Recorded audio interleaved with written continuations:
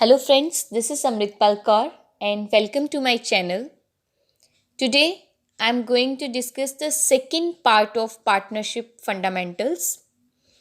In first part we have done the basics of partnership, rights and liabilities of partners, partnership deed and accounting entries for manager commission, interest on loan, rent paid or payable, and financial statement of partnership firm. Those who have not watched the first part, link of that video is given in the description box. And today, second part of partnership fundamentals, हम यहाँ पे discuss करेंगे special aspects of partnership accounts. First is partners capital account. Partner capital account क्यों बनाते हैं? Because हर एक partner की अपनी सेपरेट ट्रांजैक्शंस रहती हैं फर्म के साथ, तो इसके लिए हमें हर एक पार्टनर का सेपरेटली कैपिटल अकाउंट मेंटेन करना पड़ेगा. पार्टनर कैपिटल अकाउंट दो तरीके से बनाया जा सकता है, यानी कि there are two methods of preparing partners capital account. First is fixed capital accounts method and second is fluctuating capital accounts method. So first हम डिस्कस करते हैं fixed capital accounts method. Fixed capital account का मतलब क्या है कि यहाँ पे हर एक पार्टनर की कैपिटल जो है वो फिक्स रहती है जब तक कि वो पार्टनर कोई एडिशनल कैपिटल इंट्रोड्यूस नहीं करता या फिर वो अपनी कैपिटल से विड्रॉ नहीं करता. सो जब fixed capital account method follow किया जाएगा तो दो अकाउंट्स बनेंगे यहाँ पे.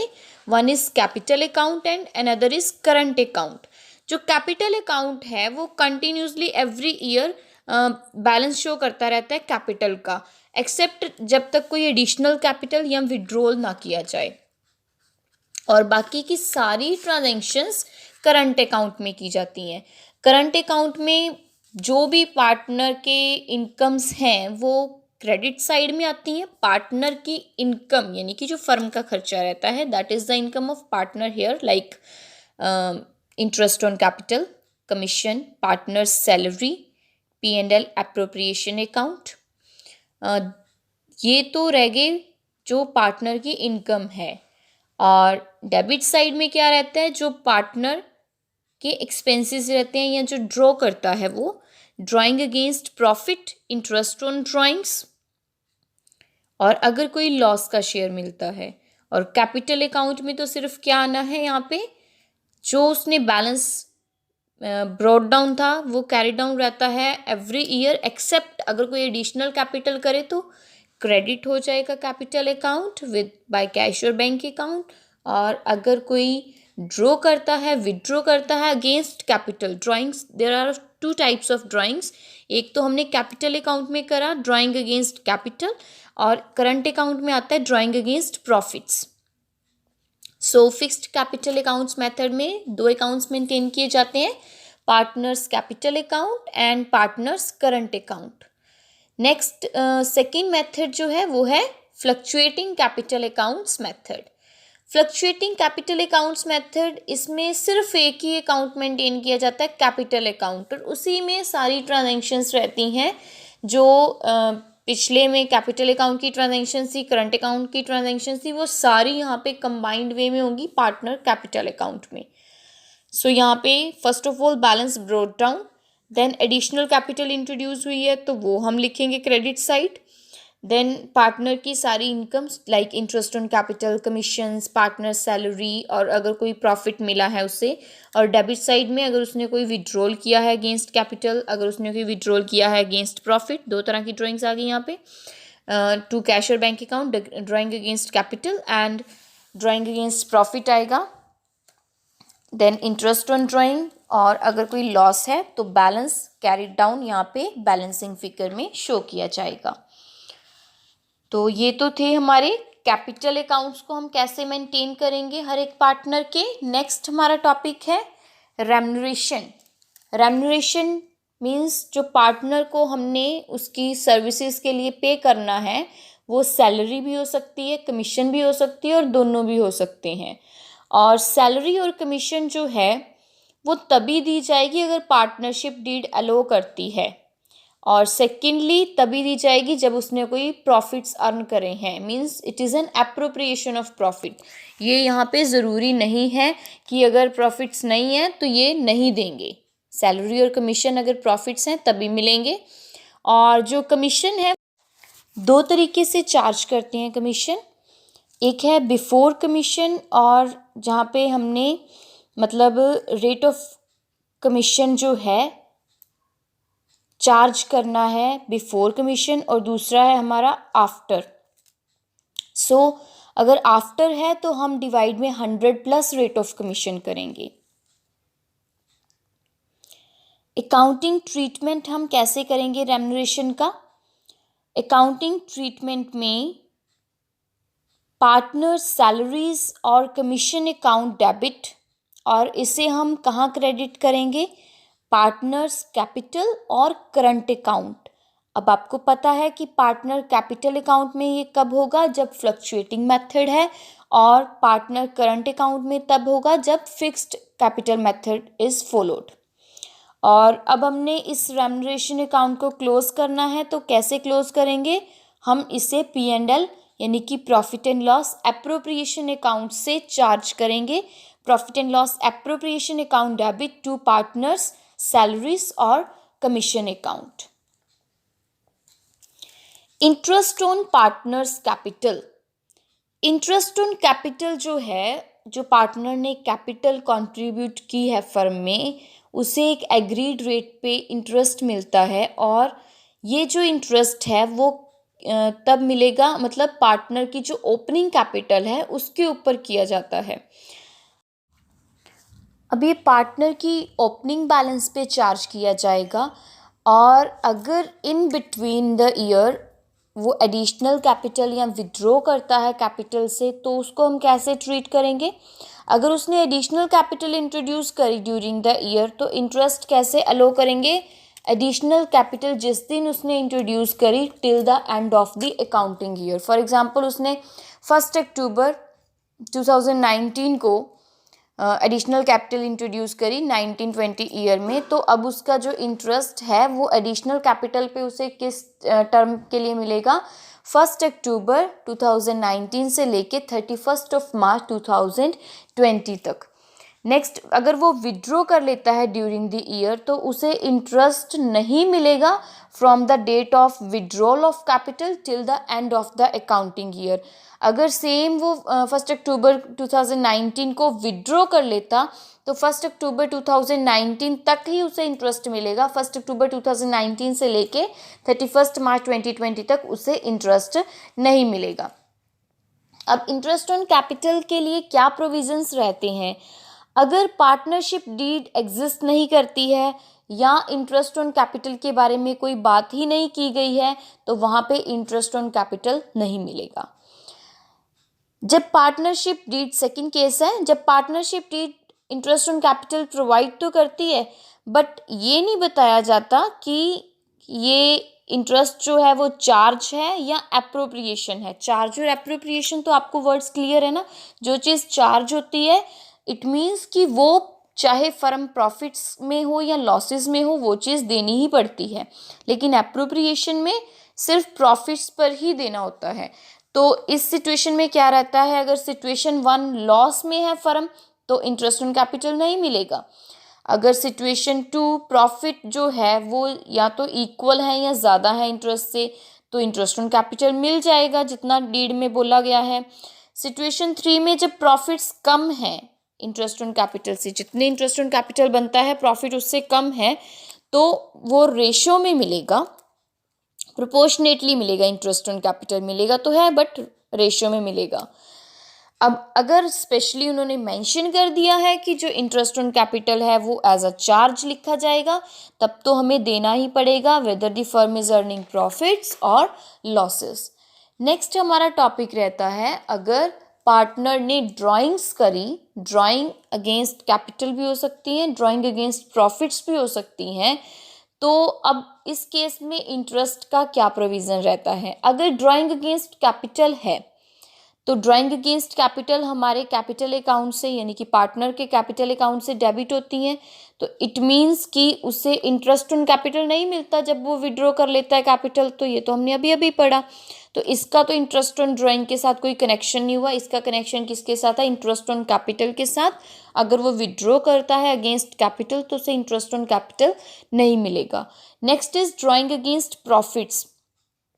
अगर वो प्रॉफिट्स में से ड्रॉ करता है तो वो ड्राइंग अकाउंट में डेबिट होगा, ना कि कैपिटल अकाउंट में, इसलिए इंटरेस्ट चार्ज किया जाएगा ड्राइंग्स पे और P&L एप्रोप्रिएशन अकाउंट में ट्रांसफ़र किया जाएगा। सो यहाँ पे हमारी अकाउंटिंग जो ट्रीटमेंट है वो क्या रहता है, पार्टनर्स कैपिटल और करंट अकाउंट डेबिट। पार्टनर के लिए ये एक तरह से एक्सपेंस है, तो इसके लिए उसकी कैपिटल और करंट अकाउंट कब होगा, जब fixed capital account is followed, तो यहाँ पे डेबिट हो जाएगा टू इंटरेस्ट ऑन ड्राइंग्स। अब इंटरेस्ट ऑन ड्राइंग्स को हम कहाँ ट्रांसफ़र कर देंगे, P&L एप्रोप्रिएशन अकाउंट में। P&L appropriation account will be credited because firm के लिए इंटरेस्ट ऑन ड्राइंग्स क्या रहती है, इनकम। फर्म चार्ज करती है पार्टनर से, सो फर्म के लिए इनकम है, तो P&L एप्रोप्रिएशन अकाउंट क्या हो जाएगा, क्रेडिट। नेक्स्ट, अब इंटरेस्ट ऑन ड्राइंग्स हम कैलकुलेट कैसे करेंगे। इंटरेस्ट ऑन ड्राइंग्स को कैलकुलेट करने के लिए हमें ये देखना है कि हमारी ड्राइंग्स रेगुलर हैं या इरेगुलर हैं। इरेगुलर का मतलब क्या रहा कि ड्राइंग्स सेम अमाउंट की हो रही हैं, डिफरेंट अमाउंट की हो रही हैं, हमें कुछ क्लैरिटी मतलब नहीं है, कभी सेम अमाउंट हो रहा है कभी डिफरेंट हो रहा है, तो उसको हम बोलते हैं इरेगुलर ड्राइंग्स। रेगुलर ड्राइंग्स में सेम अमाउंट ड्रॉ होता है और रेगुलर इंटरवल्स पे होता है, लाइक मंथली होता है, क्वार्टरली होता है, हाफ ईयरली होता है, तो वो रेगुलर ड्राइंग्स होती हैं। तो अब इन दोनों में क्या डिफरेंस रहता है, दोनों को हम कैसे ट्रीट करते हैं। इरेगुलर ड्राइंग्स में इंटरेस्ट ऑन ड्राइंग दो मेथड से फॉलो किया जाता है, या तो सिंपल मेथड या फिर प्रोडक्ट मेथड।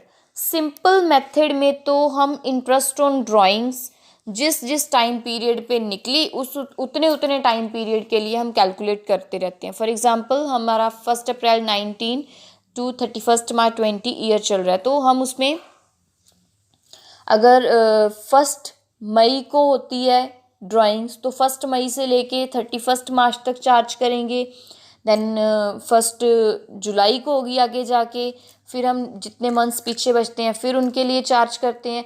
तो डिफरेंट ड्राइंग्स का डिफरेंट पीरियड के अकॉर्डिंगली हम चार्ज कर देते हैं और एंड में उसका टोटल कर देते हैं। प्रोडक्ट मेथड में क्या करते हैं कि हम यहाँ पे टोटल अमाउंट ऑफ ड्राइंग्स जो हैं उसको मल्टीप्लाई कर देते हैं कि जितने नंबर ऑफ मंथ्स या नंबर ऑफ डेज के लिए उसे ड्रॉ किया गया है, तो हम वहाँ पे टोटल प्रोडक्ट निकाल लेते हैं।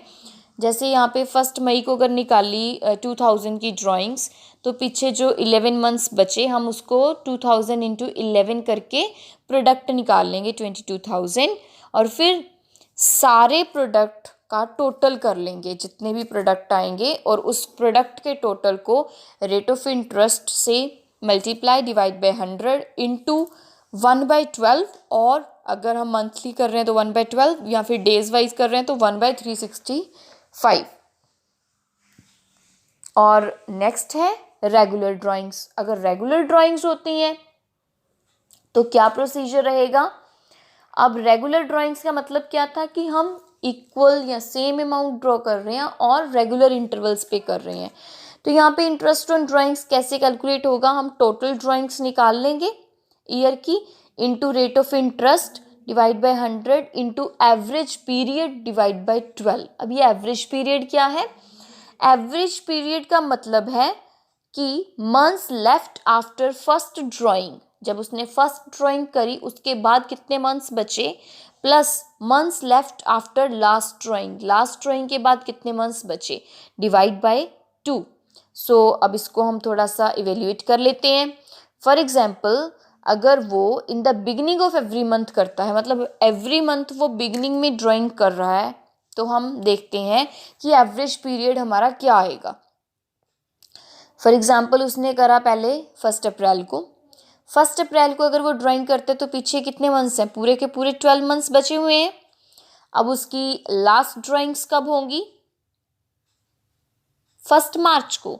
सो 1 मार्च जो है वो लास्ट मंथ का बिगिनिंग है, तो 1 मार्च को पीछे कितने टाइम बचा हुआ है, 1 मंथ। पहले कितना था 12, अब 12 + 1 13/2, 13/2 मीन्स 6.5। सो यहाँ पे हमारा एवरेज पीरियड क्या रह गया, 6.5 मंथ्स। इसी तरीके से हम सारी कैलकुलेशंस करके एवरेज पीरियड निकाल सकते हैं। अगर मिडल ऑफ एवरी मंथ है देन यू कैन कैलकुलेट, अपनी नोटबुक इन पेन लें और इसे कैलकुलेट करें एवरेज पीरियड क्या आएगा। सो हम एक बार कर लेते हैं। For example middle of every month का मतलब क्या हुआ, फर्स्ट ड्राइंग हुई उसकी 15 अप्रैल और पीछे कितना टाइम बचा, 11.5 मंथ्स। ठीक है, लास्ट ड्राइंग्स कब हुई, 15 मार्च, पीछे कितना मंथ बचा, हाफ मंथ। अब 11.5 प्लस हाफ यानी कि 12 मंथ्स, 12/2 6 मंथ्स क्या रह गया, एवरेज पीरियड्स। सो इसी तरीके से हम at the end of every month देखेंगे तो एवरेज पीरियड आएगा 5.5 month. Beginning of each quarter होगा तो average period 7.5 months. Middle of each quarter average period is 6 months. End of each quarter average period is 4.5 month. अब अगर question में हमें date of withdrawal ना गिवन हो तो हम उसे एवरेज बेसिस पे 6 मंथ्स पे निकालते हैं, यानी कि यहाँ पे हमारा एवरेज पीरियड क्या रहता है, 6। और जब रेट ऑफ इंटरेस्ट तो गिवन हो लेकिन उसके साथ पर एनम वर्ड नहीं है तो हम यहाँ पे टाइम फैक्टर को कंसीडर ही नहीं करेंगे। सो आई होप आपको इंटरेस्ट ऑन ड्राइंग समझ आ गया है। अगर आपको ये कंटेंट अच्छा लग रहा है then like the video and share it with your friends.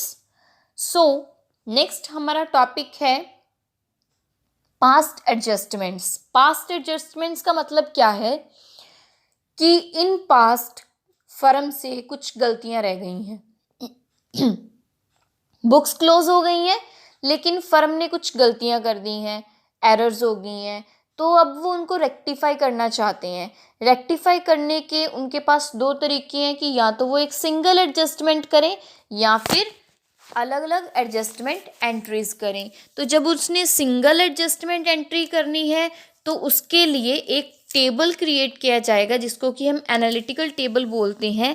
उसमें ये देखा जाता है कि कंपनी ने क्या डेबिट करना था और क्या नहीं कर पाए हैं, मतलब उसका नेट इफेक्ट देखा जाता है। नेट इफेक्ट जो आए डेबिट या क्रेडिट का वो पार्टनर के कैपिटल और करंट अकाउंट में ट्रांसफ़र कर दिया जाता है। मतलब पूरी गलतियों का एक ही टेबल पे, एनालिटिकल टेबल में वो नेट इफेक्ट चेक किया जाता है। फिर नेट इफेक्ट की एक ही एंट्री होती है, कोई एक पार्टनर क्रेडिट हो जाता है दूसरा डेबिट हो जाता है, या कोई दो क्रेडिट हो जाते हैं तीसरा डेबिट हो जाता है। ये तो हमें पता ही है कि ड्यूअल एंट्री सिस्टम है।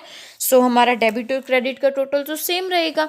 सो पार्टनर कैपिटल और करंट अकाउंट में नेट इफेक्ट जो है वो चेक किया जाता है एक ही सिंगल एडजस्टमेंट एंट्री के through bye preparing analytical table. When adjustment journal entries बहुत सारी पास की जाती हैं, सिंगल एडजस्टमेंट नहीं की जाती, तो यहाँ पे कोई एनालिटिकल टेबल नहीं होता। इसके लिए हम हर एक एरर के लिए अलग अलग एंट्रीज बनाते हैं और यहाँ पे हम डेबिट या क्रेडिट किसे करते हैं, profit and loss adjustment account को, और एंड में हमारा profit and loss adjustment account ही बताता है कि वो क्रेडिट हुआ है या वो डेबिट हुआ है ज़्यादा। सो अकाउंटिंग एंट्रीज क्या रहती हैं, एडजस्टमेंट एंट्रीज जो क्रेडिट करनी थी पार्टनर के कैपिटल या करंट अकाउंट में। फॉर एग्जांपल उन्होंने इंटरेस्ट ऑन कैपिटल देना था बट भूल गए देना, तो यहाँ पे हम क्या करेंगे, profit and loss adjustment account debit, और जिस पार्टनर का भूल गए थे टू पार्टनर्स कैपिटल और करंट अकाउंट। अब एडजस्टमेंट एंट्री जो डेबिट करनी थी पार्टनर के कैपिटल या करंट अकाउंट में, for example interest on drawings, तो यहाँ पे क्या करेंगे, पार्टनर्स कैपिटल और current account debit to P&L adjustment account. और एंड में जाके सारी एडजस्टमेंट्स करने के बाद हमें पता चल जाएगा कि profit and loss credit balance show कर रहा है या डेबिट बैलेंस शो कर रहा है। तो अगर क्रेडिट बैलेंस शो कर रहा है तो हम उसको पार्टनर के कैपिटल और करंट अकाउंट में ट्रांसफ़र कर देंगे in their profit sharing ratio, और अगर लॉस है तो पार्टनर कैपिटल और करंट अकाउंट क्या हो जाएगा, डेबिट हो जाएगा। So this was accounting entries for the past omissions और एरर्स। नेक्स्ट हमारा टॉपिक है guarantee of profit. Guarantee of profit में क्या रहता है कि न्यू पार्टनर को प्रॉफिट का कुछ गारंटेड अमाउंट बोल दिया जाता है कि मान लो ए और बी पार्टनर्स थे, उन्होंने सी को एडमिट किया और सी को गारंटी दे दी कि हम चाहे जैसे मर्जी करें, तुम्हें इतना प्रॉफिट तो हम देंगे ही देंगे। तो वो गारंटीड अमाउंट जो है न्यू पार्टनर को गारंटीड किया जाता है, या तो सारे पार्टनर मिलके करते हैं इन एन एग्रीड रेशो, या फिर कोई एग्जिस्टिंग पार्टनर एक या एक से ज़्यादा भी कर सकते हैं। सो गारंटी ऑफ प्रॉफिट अगर सारे कर रहे हैं तो क्या कंडीशंस रहती हैं? हमने दो चीज़ें देखनी है। जो न्यू पार्टनर आ रहा है उसका share of profit as per his or her ratio कितना बनता है, और उसको हमने गारंटी कितनी दी है। हम इसमें से जो हायर ऑफ द अबव है वही देते हैं। फॉर एग्जाम्पल, हमने उसको गारंटी दी थी कि हम उसको 60,000 प्रॉफिट देंगे, और प्रॉफिट शेयरिंग रेशियो के अकॉर्डिंगली न्यू पार्टनर का प्रॉफिट बन गया 70,000। तो 70,000 ज़्यादा है तो उसे 70,000 मिलेगा। अब उसकी गारंटीड अमाउंट से ज़्यादा हो गया है तो उसे 70,000 ही मिलेगा, और यहाँ पे कोई भी हमें एडजस्टमेंट एंट्री करने की रिक्वायरमेंट नहीं है। मतलब ये नॉर्मल क्वेश्चन की तरह हो जाएगा। बट इन केस 60,000 हमें उससे गारंटी किया था, बट उसका प्रॉफिट एज पर रेशियो 50 हो जाता है, तो डिफरेंस है, मतलब कम है हमारा गारंटीड प्रॉफिट से। तो अब जो डिफरेंस है वो सेक्रीफाइस किया जाएगा बाय द एग्जिस्टिंग पार्टनर्स, जो उन्होंने रेशियो डिसाइड की थी। अगर रेशियो नहीं है तो जो उनकी प्रॉफिट शेयरिंग रेशियो है एग्जिस्टिंग पार्टनर्स की, उसमें वो सेक्रीफाइस कर देंगे। ठीक है। अब डेफिशिएंसी जो रहती है, गारंटिंग पार्टनर्स कैसे करते हैं? गारंटिंग मतलब जो गारंटी दे रहे हैं। So guaranteeing partners capital account debit to guaranteed, मतलब जो न्यू पार्टनर आया है, तो जो सेक्रीफाइस कर रहे हैं उनके कैपिटल से उतना डेबिट कर लिया जाएगा। ओके। और अगर सिर्फ एक या एक से ज़्यादा ही कहते हैं, तो अगर शेयर ऑफ प्रॉफिट उसका मिनिमम गारंटीड प्रॉफिट से कम है तो डिफरेंस हम उस पार्टनर के शेयर से काट लेंगे, डेबिट कर लेंगे। ठीक है, जिसने गारंटी दी थी, और जिसने गारंटी जिसको मिली थी उसके शेयर ऑफ प्रॉफिट में ऐड हो जाएगा जितनी भी डेफिशिएंसी उसकी रही है। So accounting treatment of guarantee of minimum profit to a partner in case of loss. अब अगर फर्म लॉस में चल रही है और हमने जो गारंटी दी है इनकमिंग पार्टनर को वो प्रॉफिट की दी है, तो फर्स्ट ऑफ ऑल तो सारे पार्टनर्स में लॉस को डिस्ट्रीब्यूट किया जाएगा in their profit sharing ratio. अब जो गारंटीड पार्टनर है उसे पहले उसका लॉस जो है वो भी उसका पूरा किया जाएगा, और उसको जो मिनिमम प्रॉफिट है वो भी मिलेगा। तो जो उन दोनों को प्लस करके मिलेगा, यानी कि उसका minimum profit plus the amount of loss, ये बाकी पार्टनर अपनी प्रॉफिट शेयरिंग रेशियो में सेक्रीफाइस करेंगे, या फिर अगर किसी एक ने किया है तो वो करेगा। So this was all about the partnership fundamentals. Part 1 and part 2 both are available on my channel, and if you like the content then like, share and subscribe the channel, and don't forget to press the bell icon. Thank you.